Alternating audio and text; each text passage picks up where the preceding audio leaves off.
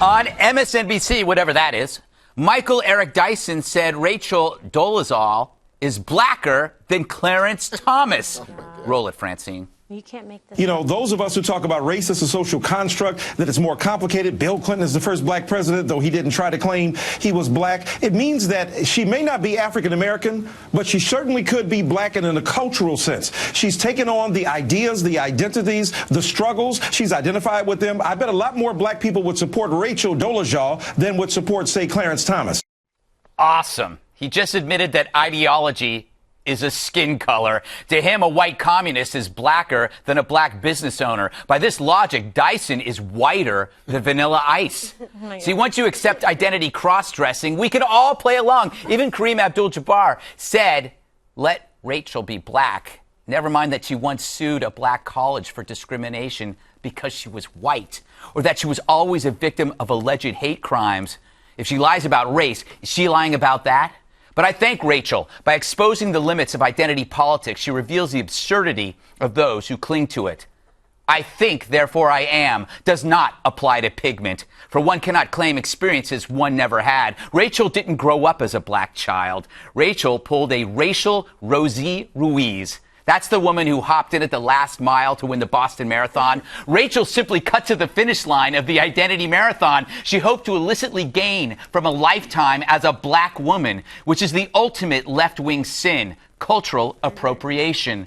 Wear an Indian headdress at a concert. Have burritos at a college exchange. Activists will call you racist for incorporating other cultures.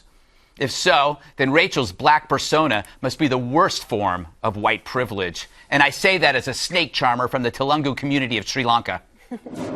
Howard Juan, Howard University. She sued Howard University, claiming she was discriminated in favor of blacks. They removed her art, and she said that it's because of black students. How can Dyson or anybody say this is okay? She's using race to further her career. One way or the other. Yes. And what's astounding to me is to hear people make excuses for mental disorder at some point. This woman's troubled. Right. Right? Okay.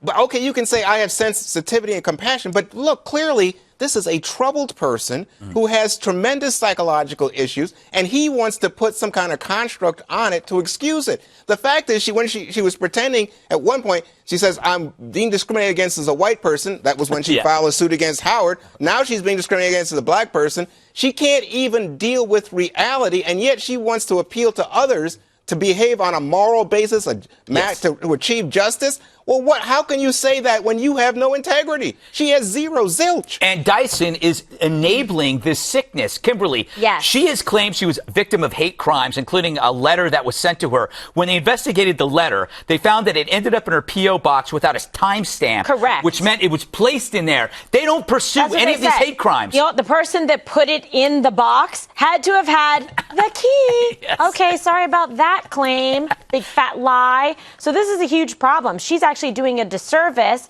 to black people and to African Americans, and she was poaching off of things that she was trying to get that they could have been getting legitimately, like scholarships and advantages that are supposed to be there to help people. I mean, it's really awful. Why are they defending this? You talk about, okay, mental illness. I don't know.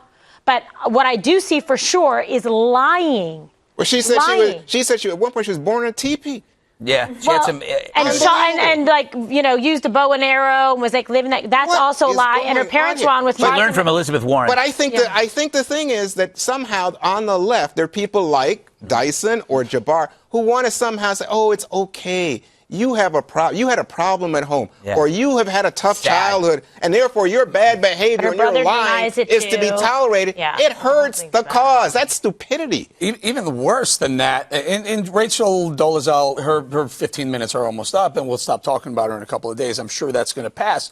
But for Dyson and Kareem Abdul-Jabbar and Melissa Harris-Perry, who are defending her, there's a bigger problem. There's a big problem defending this kind of thing because Small Business Association gives out loans. They give out loans to minorities. They give out loans to women. They give out loans to disabled people.